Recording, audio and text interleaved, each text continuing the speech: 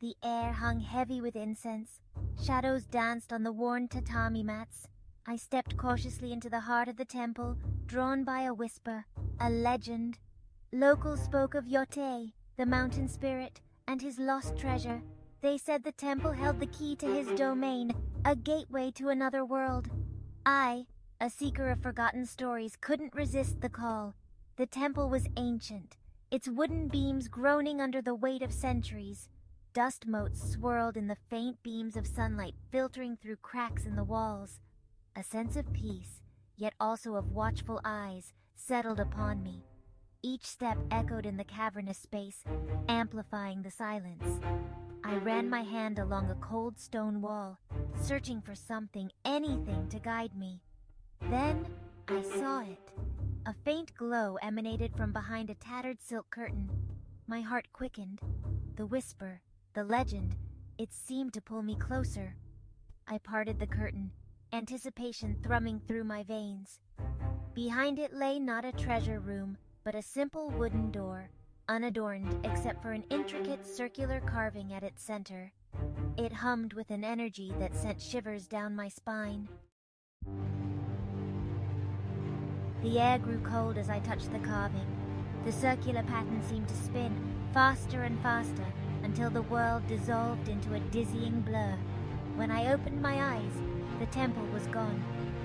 I stood on a narrow mountain path, the air thin and crisp. Towering above me was the majestic peak of Mount Yōtei, its snowy slopes gleaming in the sunlight. The air crackled with unseen energy, a palpable sense of another realm pressing against my own. Unease pricked at me. This was no ordinary mountain. The air hummed with the whispers of unseen beings, their voices carried on the wind. The trees, gnarled and ancient, seemed to watch my every move with knowing eyes. I took a hesitant step forward, my boots crunching on the frost-covered path. The legend was true. I had found the gateway to the spirit world. But why? What awaited me in this ethereal realm? The question echoed in the silence, unanswered. The wind picked up, swirling around me, carrying with it the faint scent of pine and something else, something ancient and unknowable. I tightened my grip on my backpack, steeling myself for whatever lay ahead. There was no turning back now. The path beckoned, and I, bound by curiosity and a thirst for the unknown, had no choice but to follow. The path wound its way up the mountain, a treacherous climb over rocky terrain and through dense bamboo groves. The air grew colder with every step, biting at exposed skin. Yet I pushed onward, drawn by an invisible force. The spirit world held a strange allure, a promise of secrets hidden from ordinary eyes. As I climbed, I noticed something peculiar. The path, often obscured by fallen leaves and snowdrifts, would shimmer faintly whenever I approached. It was as if the mountain itself was guiding me, revealing the way forward only when I was close enough to see. This was no ordinary path. It was a test, a trial for those brave enough to seek the spirit world. I pressed on, my breath forming clouds in the frigid air. The silence of the mountain pressed in, broken only by the crunch of my boots on the path and the distant cry of a hawk circling overhead. Each step forward brought me closer to my goal, yet the summit seemed impossibly far away. Still I climbed, driven by a thirst for knowledge and a strange sense of purpose that I could not yet name. Then I saw her, a figure as insubstantial as smoke, hovering amidst a grove of ancient cedar trees. Her form flickered in and out of view, a delicate dance between the material and spirit worlds. She was beautiful, with long flowing hair as black as night, and eyes that shimmered like moonlight on water. But her beauty was tinged with a profound sadness, a deep longing that resonated with my soul.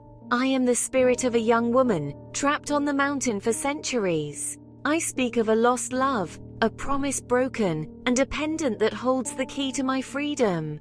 Please help me find it, and release me from this ethereal prison. Her story resonated deep within me. I too knew the pain of loss, the ache of a promise unfulfilled. I vowed to help her, to find her lost pendant, and set her spirit free. The mountain, once a menacing presence, now felt like a sacred space, a place where the veil between worlds thinned and the living could commune with the dead. I would honor her request, not only to solve the mountain's mystery, but to bring peace to a soul in torment. The final ascent was the most arduous. The air thinned, making each breath a struggle. The wind howled like a banshee, threatening to sweep me off my feet. Yet I pressed on, the ghost's plea echoing in my ears. Finally, I reached the summit. The world stretched out before me, a breathtaking panorama of snow-capped peaks and verdant valleys. But I had little time to admire the view. The ghost's instructions led me to a small, ice-covered crevice near the edge of the summit. Carefully, I chipped away at the ice with my ice axe. The air grew colder, the wind more insistent, as if the mountain itself was trying to deter me, but I refused to be dissuaded. Finally, my axe struck something solid. I brushed away the remaining ice and unearthed a small wooden box, its surface carved with the same intricate circular pattern as the temple door. Inside, nestled on a bed of faded velvet, lay a silver pendant, its surface etched with a single kanji character. Ai, love. Thank you. As I lifted the pendant, the ghost materialized beside me. Her eyes, once filled with sorrow, now shone with a radiant light. She reached out, her hand passing through mine, and a feeling of peace washed over me. The wind died down, and the mountain seemed to sigh, as if releasing a burden held for far too long. The ghost faded from view, her spirit finally free. I stood there for a long moment, the pendant warm in my hand, the memory of the ghost's gratitude etched on my heart.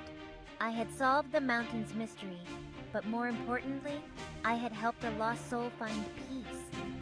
As I turned to begin my descent, I couldn't help but feel that this was not the end of my journey. The mountain held countless more stories, countless other mysteries waiting to be unraveled. And I, now bound to the spirit world in ways I never could have imagined, knew that I would be back to seek them out.